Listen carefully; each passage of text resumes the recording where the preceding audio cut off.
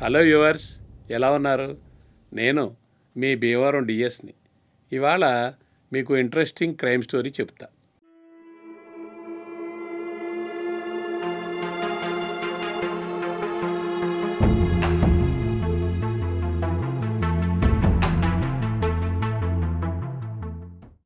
కర్ణాటక ఉడిపిలో ఉదయం 9 గంటలకి ఒక 70 సంవత్సరాల ముసలావిడ కంగారుగా పోలీస్ స్టేషన్కి వచ్చింది. కానిస్టేబుల్స్ ఆవిడ కూర్చోబెట్టి ఎస్ఐ గారిని పిలిచారు. ఎస్ఐ ఆవిడని చూసి, ఇంత పెద్ద ఆవిడ పొద్దున్నే వచ్చిందేంటి అని ఆశ్చర్యపోయి, చెప్పండి అమ్మా అని అడిగాడు. ఆవిడ వణికిపోతూ, మా అబ్బాయి 2 రోజులుగా కనపడట్లేదు అంది. మీ అబ్బాయి పేరేంటి అని అడిగాడు.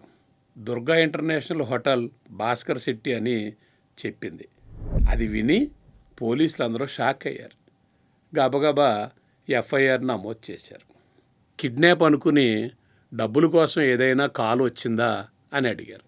పెద్దావిడి తెలియదన్నారు. మా కోడలు రాజేశ్వరిని అడిగితే తెలుస్తుందని చెప్పింది ఆవిడ. పోలీసులు రాజేశ్వరిని విచారణ చేయడానికి వెళ్ళారు. రాజేశ్వరి, మా ఆయన సౌదీలో ఒక నర్సును ఉంచుకున్నాడు, వాళ్ళకి 3 సంవత్సరాల కొడుకు కూడా ఉన్నాడు, వాళ్ళకి ఏమైనా తెలుసోమో అంది. పోలీసులు ముందోమో కిడ్నాప్ అనుకున్నారు. ఇప్పుడు అర్థం కాని పరిస్థితి. వాళ్ళ అసలు కుటుంబ కథ ఏమిటంటే, ఈ భాస్కర్ శెట్టి ఉడిపిలో చాలా ప్రముఖ వ్యక్తి. పెద్ద హోటలు, చాలా ఎక్కువ ఆస్తులు, అలాగే దుబాయ్లో కూడా 5-6 సూపర్ మార్కెట్లు ఉన్నాయి.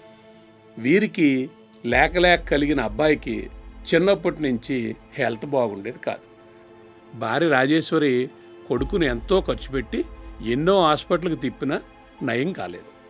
అప్పుడు నిరంజన్ భట్ అనే ఒక గురువు హోమాలు పూజలు చేసి మీ అబ్బాయికి నయం చేస్తాడని ఎవరో తెలుసున్నోళ్ళు నమ్మకంగా చెప్పారు.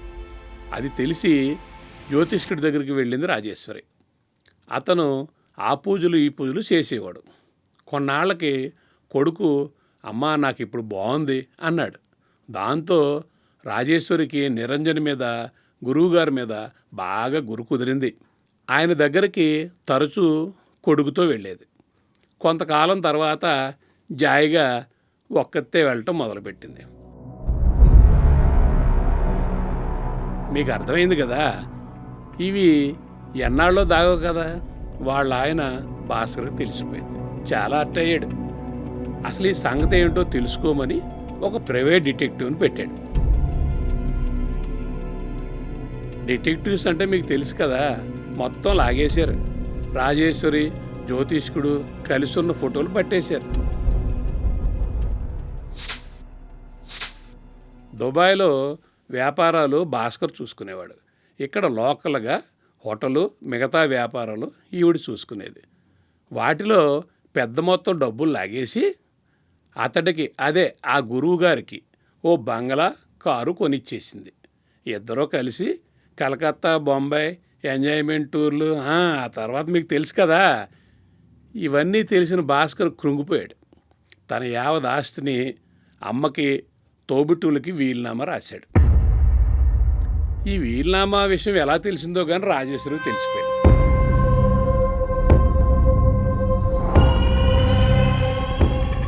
కొడుకుతో, నీకు నాకు ఆస్తిలో చిల్లుగా కూడా రాదు, మనం రోడ్డును పడ్డాం అని వాడిని రెచ్చగొట్టి, గురువుగారు ఉన్నారు కదా నిరంజన్ శెట్టి గారు, వాడి దగ్గరికి తీసుకెళ్లారు.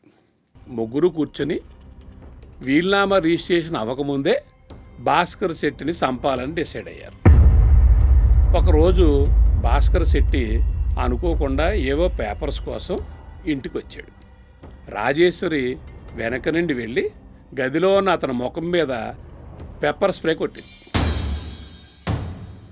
కింద పడిన అతన్ని తల మీద రాడుతో కొట్టాడు కొడుకు. స్పృహ తప్పిన అతన్ని ఇద్దరూ కలిసి నీళ్ళ టబ్బలో ఊపిరి ఆగే వరకు నొక్కి చంపేశారు. జ్యోతిష్కుడికి ఫోన్ చేసి భాస్కర్ని వేసేసాం అని చెప్పి ఇంటికి రమ్మనగా వాడు 1 గంటలో వచ్చేసాడు. చీకట పడ్డాక ముగ్గురు కలిసి బాడీని యోగానికి సంబంధించిన మోటార్లతో కలిపి నిరంజన్ ఇంటికి తీసుకెళ్లారు.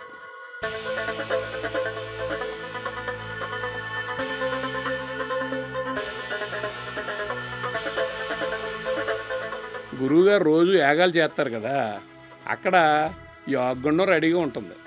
యాగం మొదలైంది. పుల్లలు, నెయ్యి, కర్పూరాలు, సుగంధ ద్రవ్యాలు వేసేసి ఈ బాడీ మూటను కూడా మంటల్లో వేసేసి మంత్రాలు జపిస్తూ హోమం మాదిరిగా బిల్డప్ ఇస్తూ పెద్దగా పూజలు చేస్తున్నాడు.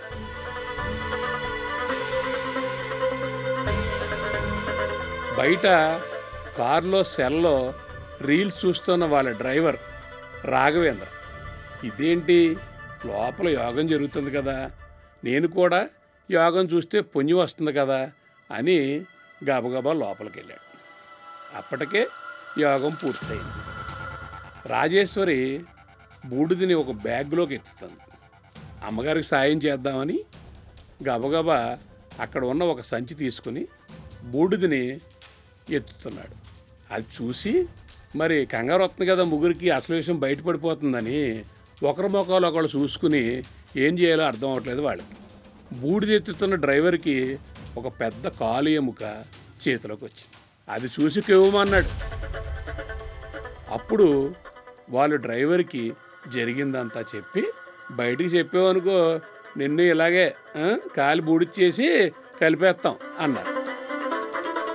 అతను దానికి భయపడి అందరూ కలిపి బూడిద, ఎముకలు, ఇతర సామాన్లు దగ్గరగా ఉన్న నదిలో కలిపేశారు.